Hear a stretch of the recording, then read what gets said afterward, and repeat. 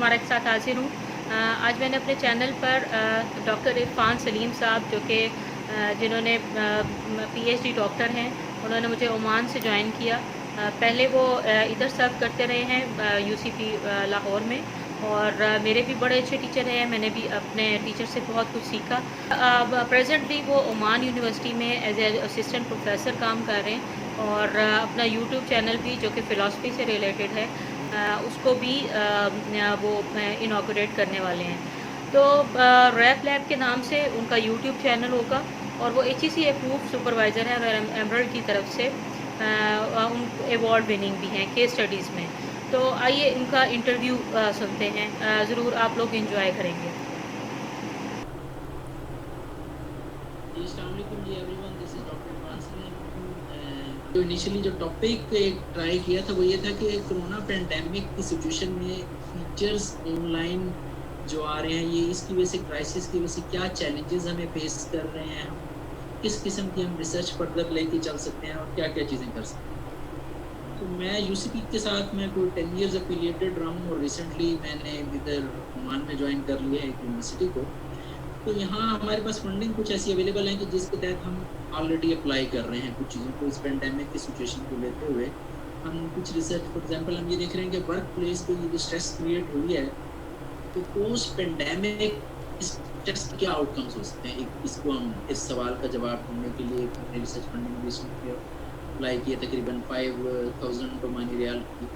इसी तरीके से थोड़ा-सा हमने इसको साइकोलॉजिकल रेजिलियंस और लाइफ सैटिस्फैक्शन के ऊपर एक प्रोजेक्ट लेके हम चल रहे हैं। इसमें वो ये देख रहे हैं कि जेनेरिक सिचुएशन में अगर एक वर्क प्लेस पे कुछ लोग काम कर रहे हैं, तो उनके डिफरेंट रेजिलियंस अगर अवेलेबल हो, कुछ रेजिस्ट कर सकते हैं वो मुआशरा या वो एज ए ऑर्गेनाइजेशन, तो उनका लाइफ सैटिस्फैक्शन पे क्या इम्पैक्ट हो सकता हुँ, है। तो हुँ। इस किस्म की ये जो रिसर्च है, इसको हम सोशल साइंस में प्रमोट कर सकते हैं। अब अगर इसके साथ थोड़ा-सा हम फिलॉसफी और इसका मुझे कोई थोड़ा-सा शौक रहा है, तो बहुत सारी हमारी कॉन्स्पिरेसी थ्योरीज़ चल रही हैं और लोग मीडिया में इन बातों को लेके उलझे हुए हैं कि कोरोना पैंडेमिक फैला क्यों? अगर आप उसमें 3-4 हाइपोथेसिस लें, तो पहला हाइपोथेसिस जो असम्पशन है, जिसे हाइपोथेसिस लेमैन की ज़बान में बताना चाहूँ, आप कोई भी चीज़ जो अज़्यूम कर लेते हैं बेस्ड ऑन सम डाटा या इन्फॉर्मेशन, उसकी नॉर्मली तो साइंटिफिक बुनियाद होनी चाहिए, लेकिन जब अगर आप लेमैन के तौर पे देखते हैं, तो आपका सोर्स ऑफ इन्फॉर्मेशन नॉर्मली सिर्फ मीडिया होता है। और मीडिया के बहुत सारे ऑथेंटिकेटेड सोर्स होते हैं, उसके ऑथेंटिकेटेड सोर्स नहीं होते। अब लेट्स से हमारे ज़हन में एक हाइपोथेसिस क्रिएट ये हो सकता है कि कोरोना पैंडेमिक लेट्स से जानवरों से फैला। ये एक थ्योरी है, मेरा मानना है उसके लिए। अच्छा, दूसरी थ्योरी ये हो सकती है कि इसे जान के बायोलॉजिकल वार के तौर पे फैलाया जा रहा है। इसके ज़रिए कोई बिज़नेस इंटरेस्ट हो सकता है। ये मेरी एक और थ्योरी है, मेरा एक और हाइपोथेसिस है। इसी तरीके से तीसरी सिचुएशन ये हो सकती है कि ये एक इकोनॉमिकल वार के तौर पे लेके चला जा रहा है और इस तरीके से लेके चल रहे हैं कि वीकर इकोनॉमीज़ को मज़ीद वीक कर दिया जाए, स्ट्रॉन्गर इकोनॉमीज़ मज़ीद स्ट्रॉन्ग हो जाएँ। ये मेरी एक और असम्पशन है। ये 3 कॉन्स्पिरेसी थ्योरीज़ मैंने आपके सामने प्रेज़ेंट की। अब इन थ्योरीज़ को आप जज करने के लिए अगर आपके पास कोई प्राइमरी डाटा नहीं है, कुछ नहीं है, तो आपका ब्रेन बाय डिफ़ॉल्ट कुछ इन्फॉर्मेशन को स्कैन करना शुरू करता है। फॉर एग्ज़ाम्पल आप अपनी पसंद के यूट्यूब के चैनल पे चलें और आप ढूँढना शुरू कर देंगे कि ये क्या इसके सोर्स हैं। तो आपको कुछ पता लगेगा, हो सकता है आपको एक वीडियो पसंद आई, पता लगा कि बैट्स में से। तो आप इस थ्योरी को बाय डिफ़ॉल्ट ज़हन में प्रूव कर लेंगे कि ये जो जानवरों से आया है, इसकी रीज़न ये है। दूसरे कहेंगे नहीं, तो कुछ ऐसा कोई लैब, कोई अमेरिकन फंडिंग है, जिसकी वजह से ये सिचुएशन हमारे पास आई और ये कोई प्रॉब्लम क्रिएट हो गया, कि दुनिया को लॉकडाउन कर दिया गया। तीसरी एक और थ्योरी, एक डॉक्टर साहब यहाँ बैठे होते हैं यूएसए के, उनको मैं कभी सुन रहा होता हूँ, वो एक और कॉन्स्पिरेसी थ्योरी के बारे में बात कर रहे होते हैं। वो ये कह रहे होते हैं कि नहीं जी, ये तो जानबूझ के शायद कोई और बिलियर्ड्स की कोई मिलीभगत है, जिसके तहत एक खामखा की सिचुएशन क्रिएट की गई है और लोगों को एक वैक्सीनेशन बेचने का एक तरीका और उनको लॉकडाउन करने का तरीका और उन्हें ज़्यादा कंट्रोल करने का एक तरीका। ये सारी बातों को आपका ज़हन एक ख़ास डाटा जो आपके ज़हन में ज़्यादा क्रिएट हो जाएगा, आप उस थ्योरी पे ज़्यादा बिलीव करना शुरू करेंगे। लेकिन अगर आप यही चीज़ें एक्चुअल में डाटा लोगों से लेंगे, उसमें कुछ आर्टिकल पढ़ेंगे, कुछ फिलोसोफर्स को पढ़ेंगे, कुछ आर्टिकल्स के प्रॉपर साइंटिफिक बुनियादों को पढ़ेंगे, तो फिर आप इन थ्योरीज को बिलीव नहीं करेंगे, एक्चुअल चीज को रियलाइज करने की कोशिश करेंगे, और यही रिसर्च का काम है कि सच को ढूंढना। तो इसी चीज को लेते हुए अगर आप देखेंगे तो रिसर्च चैलेंजेस ये बहुत सारे हैं हमारे लिए, जिन्हें हम ये देख के अच्छे तरीके से समझ सकते हैं कि क्यों ना हम इसको साइंटिफिक बुनियादों पे वर्क प्लेस के हिसाब से, मैं नॉर्मली क्योंकि मेरे बिजनेस से ताल्लुक है, तो वर्क प्लेस पे हमें इन चीज़ों को देखना है कि ये स्ट्रेस जो क्रिएट होती है हमारे लिए, इस स्ट्रेस की वजूहात क्या हैं, और अगर ये वजूहात हैं इसको कम कैसे किया जा सकता है, ये मुख्तलिफ सवाल। और अगर ये वजूहात की वजह से इन कॉजेज को कम कर लिया जाए, तो इनको अपॉर्चुनिटीज में अल्टीमेटली पॉजिटिव साइड में कैसे करना, ये 3 सवालात मैंने आपके आगे रखे। अब इन 3 सवालात को आप अगर अच्छे रिसर्चर हैं, अच्छे साइंटिफिक रिसर्चर हैं, तो फिर आप किसी भी टॉप जर्नल में से उसमें रेलेवेंट आर्टिकल को पढ़ना चाहिए। लेकिन अब आप ये नहीं कर सकते कि आप मेडिसिन की फील्ड में अचानक रिसर्च शुरू कर दें कि कोरोना की वजह और लैब के टेस्ट और इस किस्म का सवाल आप बना लें, जिसका एज ए सोशल साइंटिस्ट आप जवाब नहीं दे पाए। तो आपको क्या करना है, उसको कन्फाइन क्या करना है कि इस सवाल के जवाब को ढूंढते हुए अपने रिलेटेड नॉलेज को, रिलेटेड आर्टिकल्स को पढ़ना है, क्योंकि किसी भी अच्छे टॉप जर्नल में उसकी कॉल आई हुई हो या वो ऑलरेडी पब्लिश हुई है। फॉर एग्जाम्पल मैंने इसको रेप्लिकेट करने की क्या कोशिश की। फॉर एग्जाम्पल एक जगह अगर आपका जलजला आया जैसे मुख्तलिफ, और वहाँ ऐसे क्राइसिस एक खास एरिया में फैल जाते हैं, तो प्री और पोस्ट साइकोलॉजिकल स्ट्रेस और उनसे कोप अप करने का तरीका है कि पुरानी स्टडीज मुझे मिल गई। अब एग्जैक्टली मुझे कोरोना वायरस के ऊपर स्टडी नहीं मिल जाएगी, लेकिन मैंने उससे मिलती जुलती स्टडी किसी टॉप जर्नल में देखी कि जो कि उस किस्म के स्कॉलर्स उसकी रिस्पेक्ट करते हैं। अब वो जब उसकी रिस्पेक्ट करते हैं, तो फिर वहाँ से लिखी हुई बात को जब मैं रेफर करूँगा, कॉल को पेपर दूंगा, या मैं रिसर्च गैप को फिल करने की कोशिश करूँगा, तो फिर सूरत हाल ये फ़ायदा मुझे देगी कि मैं उसको कंटेम्प्रेरी अंदाज में उसको देख सकता हूँ। हालांकि ये पुराना काम है, 2008 में 10 में अगर ज़लज़ला पाकिस्तान में आया था, या 5 में, या किसी और जगह किसी और टाइम में आया था, और उसके ऊपर मैं देखता हूँ कि ये बड़ा सा जो बड़े स्केल पे, जैसे जापान में खास तबाही हुई ज़लज़ले की वजह से, वहाँ लोग खास ट्रॉमा में गए, खास सिचुएशन में गए, और लोगों ने आर्टिकल लिखे। इनको पकड़ सकते हैं, उनको पिकअप कर सकते हैं उनकी पेस, और कुछ चीज़ें कंटेम्प्रेरी हम डाल सकते हैं।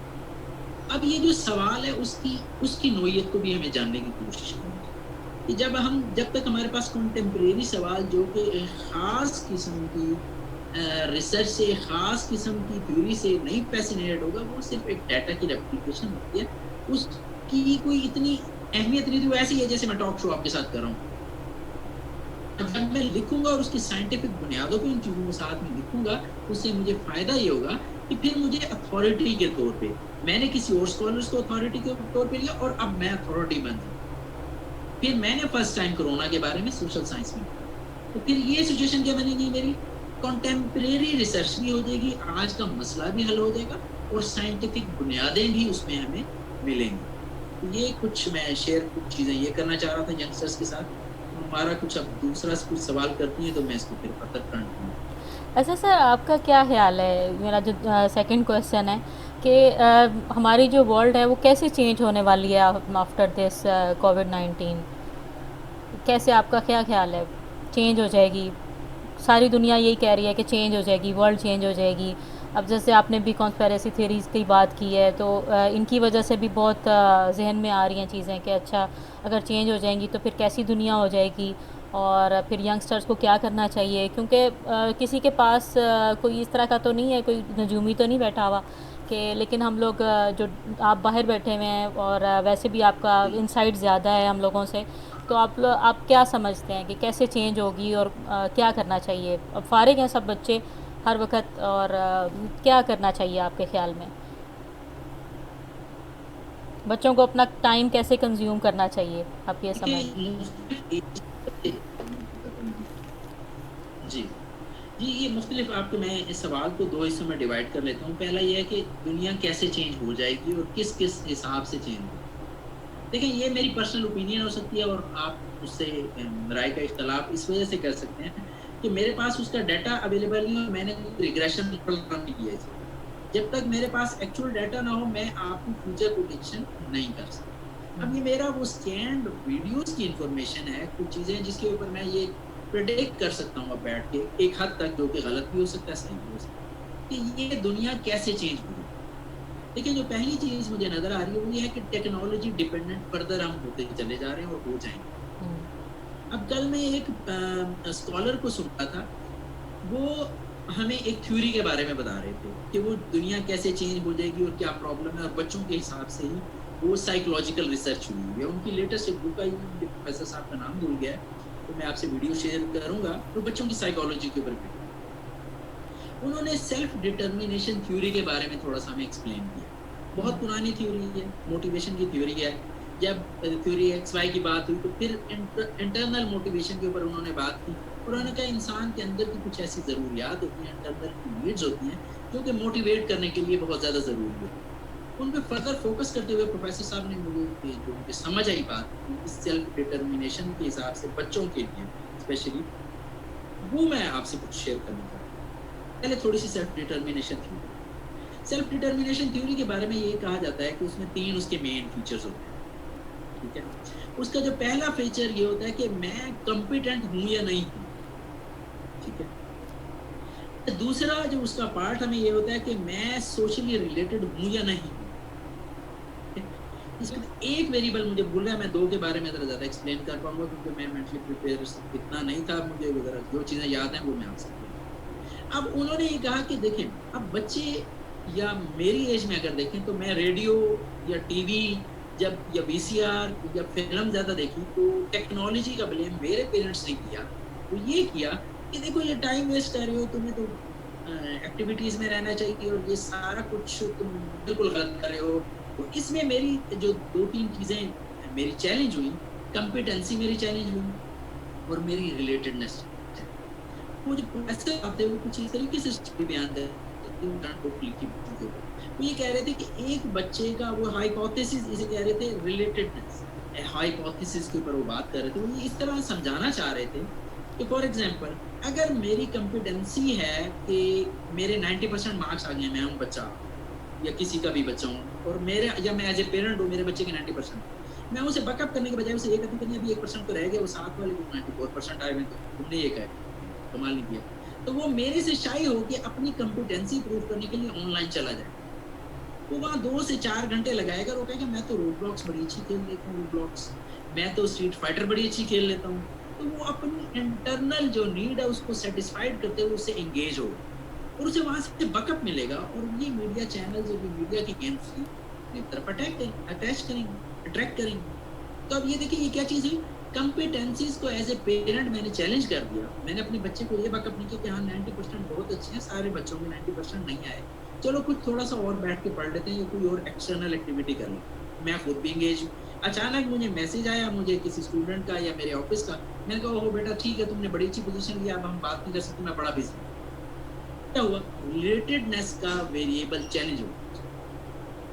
मैंने क्या किया, अपनी मैं स्क्रीन पे चला गया और मैंने अपने मोबाइल या लैपटॉप को पकड़ लिया और अब मैंने उसे कहा मेरे से बात नहीं करनी तुमने, मैं बहुत बिज़ी हो गई, मेरा ऑफ़िस का टाइम है। उसे क्या लगा कि यार मैं तो रिलेटेड फ़ील ही नहीं कर रहा, मैं इतनी अचीवमेंट लेके रिज़ल्ट लेके आया हूँ और थोड़ा-सा मुझे सेलिब्रेट नहीं किया जा सकता। अचानक एक मैसेज कहीं से आ गया है, तो फिर दोबारा क्या करेगा? ऑनलाइन की तरफ। वहाँ उसे वो चाहे वो टिकटॉक मिलेगी, चाहे उसे स्क्रीन टाइम मिलेगा, चाहे वो उससे अच्छे लोग मिलेंगे, चाहे उससे बुरे लोग मिलेंगे, उससे एंगेज रहेगा और खुश रहेगा। You are getting my point? जी अब सर। ये चीज़ें जो हैं, इस सूरत-ए-हाल को अब पॉज़िटिव लेने की ज़रूरत है। ये जो फ्यूचर में देखना चाह रहा हूँ, बच्चों की जो बात आपका एक्चुअल क्वेश्चन है, मैं आहिस्ता-आहिस्ता उसकी तरफ मैं कहना ये चाह रहा हूँ, सादा बात में ये कहना चाह रहा हूँ। देखिए, बच्चों के लिए ये जो टेक्नोलॉजी को ब्लेम करने वाली बात है, ये बहुत पुरानी हो गई, ये मत कीजिए। और ये जो कोरोना का चैलेंज है, इसमें तो टेक्नोलॉजी की अहमियत मज़ीद बढ़ गई है। ये कम से कम उससे बेहतर है कि जब लोगों में स्ट्रीट क्राइम जाके बच्चे खेल रहे हैं या किसी बुराई में या किसी चर्स वगैरह की प्रॉब्लम में या किसी चोरी में या किसी पुलिस केस में जाना, उससे बेहतर है वो हमारे घर में ज़्यादा महफूज़ है और वो हुँ, ऑनलाइन गेम में लगे हुए हैं। हाँ, अब अगर आप उन्हें टाइम दे सकते हैं, तो उन्हें मज़ीद टाइम दें और उनकी उन एक्टिविटीज़ पे नज़र रखें कि वो पॉज़िटिव वीडियोज़ देखें, लर्निंग की वीडियोज़ देखें। उनका स्क्रीन टाइम, बहुत सारी रिसर्च ये बताती है कि 2 घंटे तो आइडियल स्क्रीन टाइम है और उसमें से पॉजिटिव लर्निंग होती है। उससे ऊपर स्ट्रेस या सिचुएशन जब वहाँ शुरू होती है जब आप 4 से 6 घंटे पे स्क्रीन टाइम बच्चा आपका लेके जाता है या यंगस्टर लेके जाता है। तो फिर साइकोलॉजिकल, फिर नींद ना आना, फिर ये मसाइल शुरू होते हैं। तो वो जो फ्यूचर में मैं दुनिया देख रहा हूँ, वो बिल्कुल टेक्नोलॉजी ओरिएंटेड नज़र आ रही है मुझे। इसी में बच्चे किसी तरीके से कोई अपॉर्च्युनिटी ढूँढ लेंगे।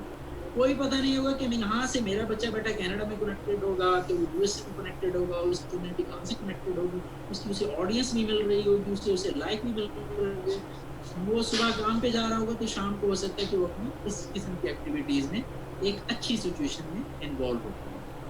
तो दूसरा बच्चों के साथ टाइम गुजारने की हमारी जो पुरानी कलेक्टिव कल्चर की, पाकिस्तानी कल्चर्स की, मुस्लिम कल्चर्स की आदत रही है, उसको हमें डिनाई नहीं करना चाहिए। हमें कुछ ना कुछ टाइम निकालना चाहिए ताकि हम उनको एंगेज रखें और चीज़ों को आगे बढ़ता देख सकें। जी जी, सर। हमारा अच्छा, बता रही अब ये बता दीजिए कि अपॉर्चुनिटीज़ क्या-क्या आपको नज़र आती हैं, जो यंगस्टर्स के लिए जो अपॉर्चुनिटीज़ हैं, वो क्या नज़र आ रही हैं इस दौरान? क्योंकि बच्चों का कोर्स ये वर्क भी डिले हो जाएगा, और इस तरह से आपका क्या ख़्याल है इस बारे में? जी, इसको मेरे हिसाब से टाइम बिल्कुल वेस्ट नहीं होगा। देखिए, आप अगर हमारे इस रोड सिस्टम से बाहर निकल के कोशिश करें, थोड़ा-सा यूरोप में अगर उन बच्चों को पढ़ता देखें, तो वहाँ उनके एग्ज़ाम्स खत्म कर दिए गए हैं ऑलरेडी। यंगस्टर लेवल पे तो बिल्कुल ही एग्ज़ाम ही नहीं है।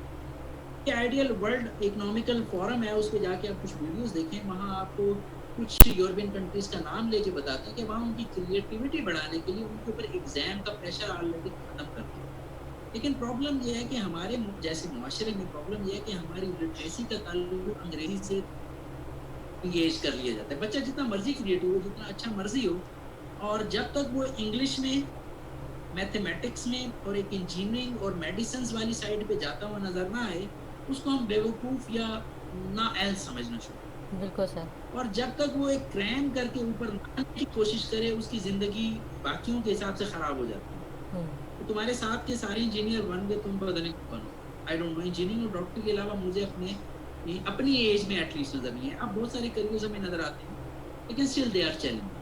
लेकिन अब इसमें बच्चों के लिए अपॉर्चुनिटीज है कि ऑनलाइन खुद ही कुछ चीजें सीखना शुरू कर सकते हैं। कहाँ तक नेगेटिव जाएंगे? अगर मैं टीवी देख के और रेडियो देख के खराब नहीं हुआ, जिसके ऊपर मेरे ऊपर ब्लेम रहा, तो ये बच्चे भी ऑनलाइन देख के खराब नहीं होंगे। हुँ, उनको जो चीजें मिल रही हैं, सिर्फ आप उसमें नजर रखें, एंगेज रखें।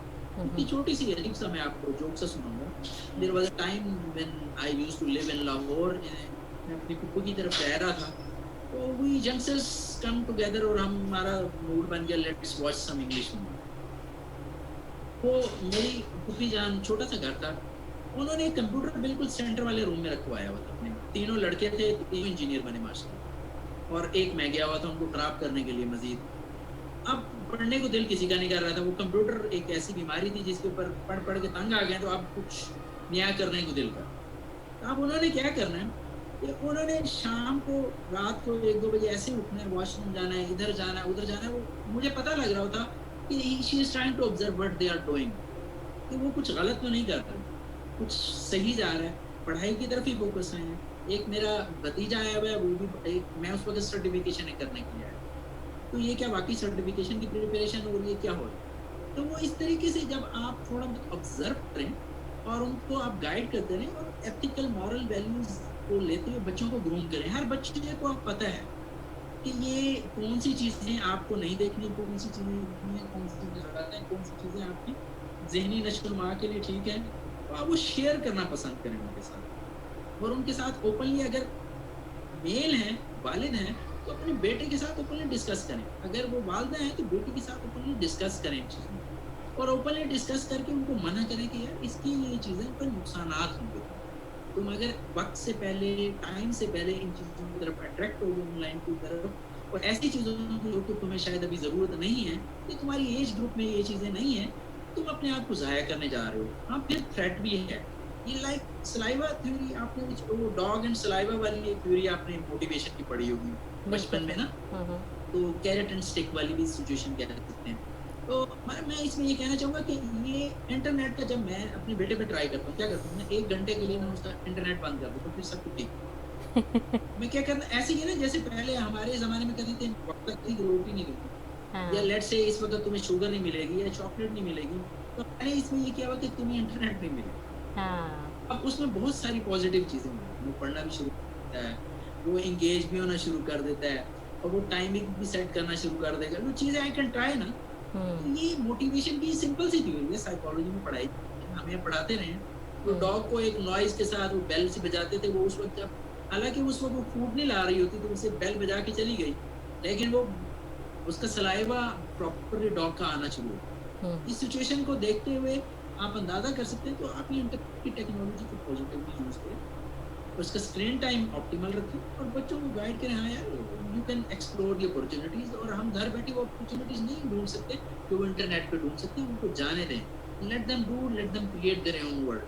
हुँ, एटलीस्ट बाहर के वर्ल्ड से बेहतर है, जहाँ ये एटलीस्ट हमें उनको थेफ्ट नहीं मिलेगी, जहाँ हमें कोई ये ड्रग्स के आदी होते हुए नहीं मिल रहे, जहाँ हुँ, ये हमें और प्रॉब्लम नहीं नज़र आ रहे, तो ये कोई इतना बड़ा प्रॉब्लम नहीं है, मेरा ख़्याल है हम इसको सँभाल हुँ, सही है।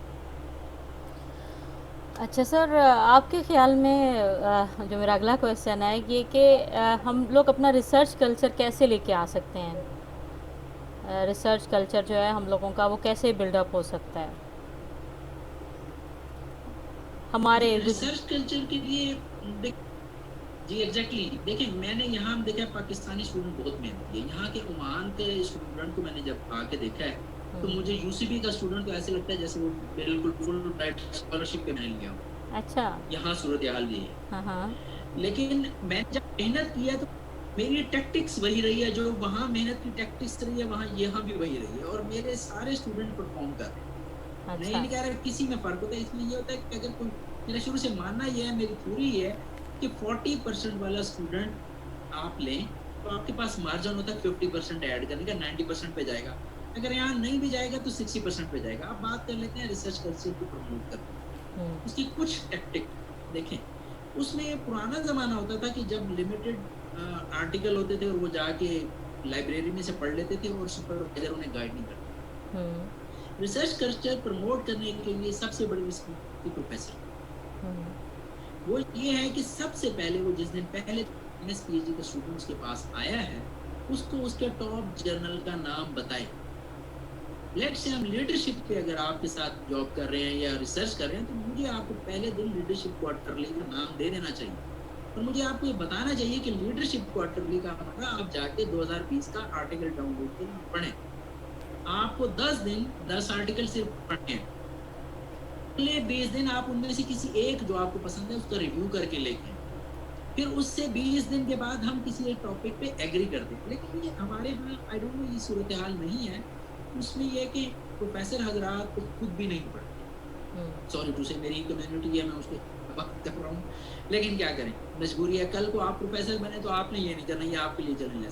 हुँ, हुँ, आप जब तक पढ़ते रहेंगे और अच्छा पढ़ते रहेंगे, तो आप अच्छा लिखेंगे और रिसर्च कल्चर को प्रमोट करते रहेंगे। ये इंशाल्लाह। नेवर एंडिंग जॉब है और थैंकलेस जॉब है।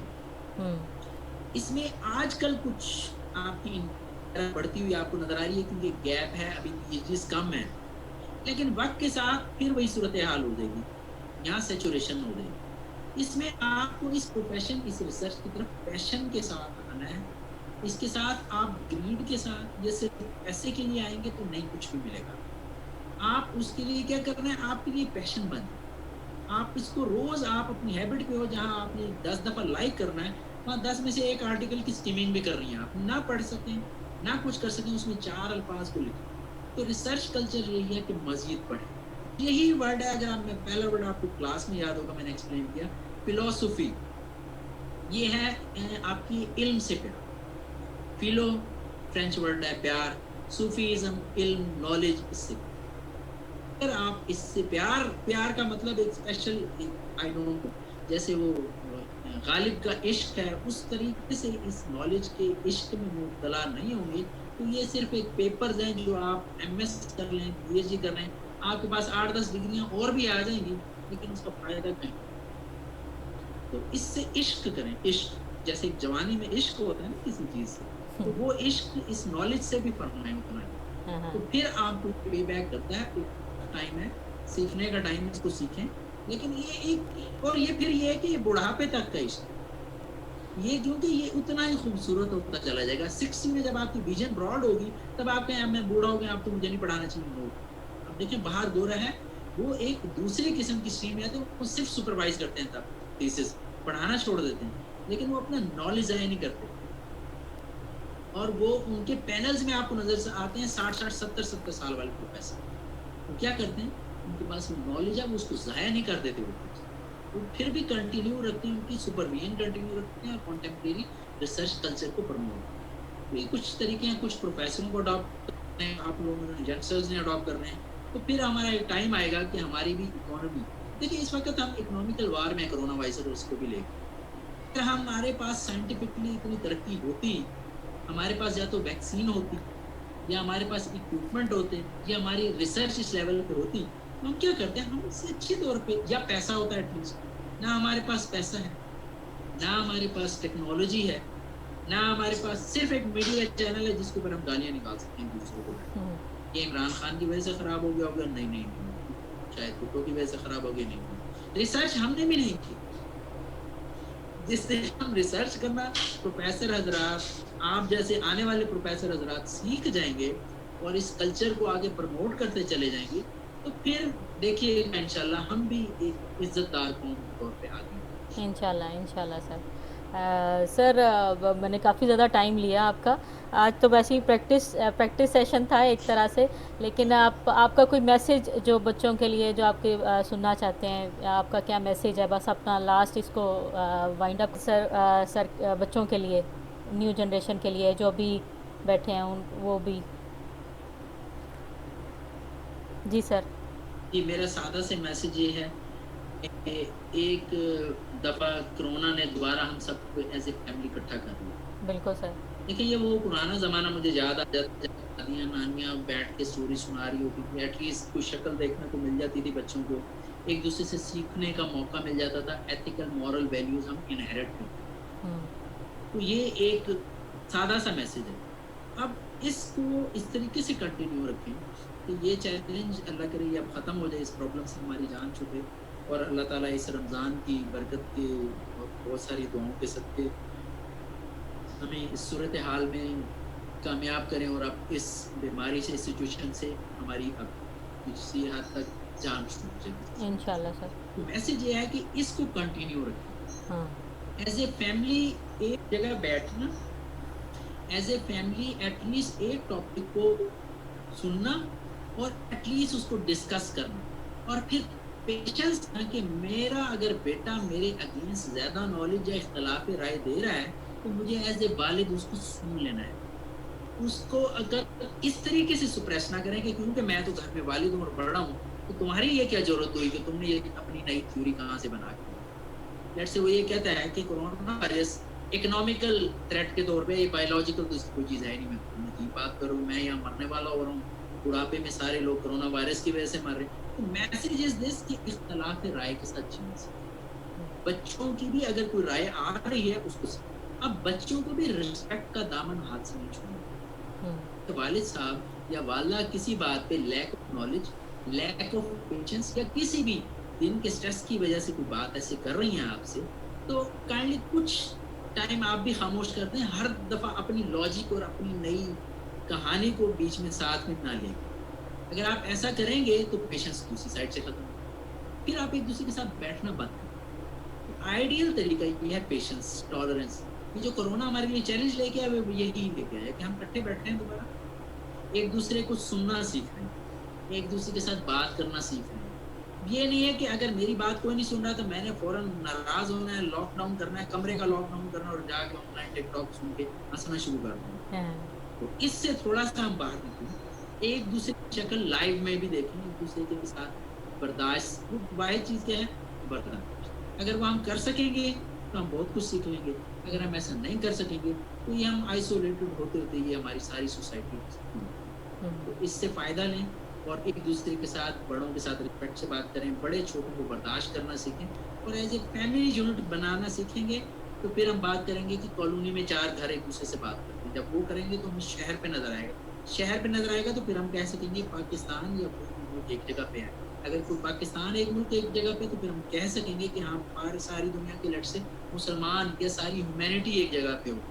अदरवाइज़ इख्तिलाफ़ राय बराए इख्तिलाफ़ राय, वो रिलिजन पे, जेंडर पे, एजुकेशन के, नहीं जी मेरी पीएचडी है तो तुम्हें क्या पता, मुझे तो बहुत पता है। मैं क्योंकि बाप हूँ तुम्हारा, मुझे तो बहुत पता है, तुम्हें नहीं पता। अब मैं एक यंगस्टर हूँ, मैंने तो अभी इंटरनेट पे सुना है, तुम्हें क्या पता, तुम तो बूढ़े हो गए। इसमें कुछ पता नहीं। पेशेंस, इख्तिलाफ़ राय को अच्छी तरीके से सुनो। ये मेरा छोटा-सा मैसेज है, ज़रा लंबा ज़्यादा हो गया, आई डोंट नो। आप इसे कट करके ना कुछ 4-5 मिनट की वीडियो पे बनाएँ। बहुत शुक्रिया सर नहीं, आपका। मुझे भी खुशी होती है स्टूडेंट्स के साथ बात करके। जी, हाँ बहुत शुक्रिया सर, आपका। आपका बहुत ज़्यादा हम लोगों के साथ रहा। आपका शुरू से जो है वो स्टूडेंट ओरिएंटेड रहे हैं आप, और स्टूडेंट का बड़ा ख्याल रखते हैं। तो मेरा भी जो चैनल बनाने का यही है कि स्टूडेंट्स के साथ ज़्यादा से ज़्यादा इंटरेक्शन की जाए, ताकि वो डिट्रैक्ट ना हो। क्योंकि सर इस सिचुएशन के अंदर डिट्रैक्ट होने के भी एग्ज़ैक्टली, बहुत ज़्यादा चांसेस हैं। तो बच्चे जो है ज़्यादातर, अब आपने देखा होगा एग्ज़ैक्टली। कि सुसाइड और इस तरह की चीज़ों की तरफ, डिप्रेशन की वजह से चले जाते हैं। तो ये जो है चीज़ें, हम लोग टीचर्स हैं, हम लोगों को मेरे ख्याल में इस रिस्पॉन्सिबिलिटी को भी सीख करना चाहिए कि जो है ये जो आने वाली डिप्रेशन की सूरत हाल है, वो अब हम लोग खुद भी बचें और दूसरे लोगों को भी इस तरह से कहें कि आप बच सकें ज़्यादा से ज़्यादा, और बिल्कुल, उनको मोटिवेटेड रखना और हर चीज़। सर ये बड़ी इंशाल्लाह, मुश्किल सूरत हाल चल रही है। बहुत बहुत नहीं शुक्रिया सर। इंशाल्लाह अल्लाह मियाँ तरक्की करेंगे, हाँ इंशाल्लाह, हाँ, चलिए सर, आपका बहुत बहुत शुक्रिया सर, आपने ज्वाइन इंशाल्लाह। किया और अपना इतना कीमती वक्त है हम लोगों के लिए सब किया। आपका बहुत बहुत शुक्रिया सर। अल्लाह हाफिज़ सर।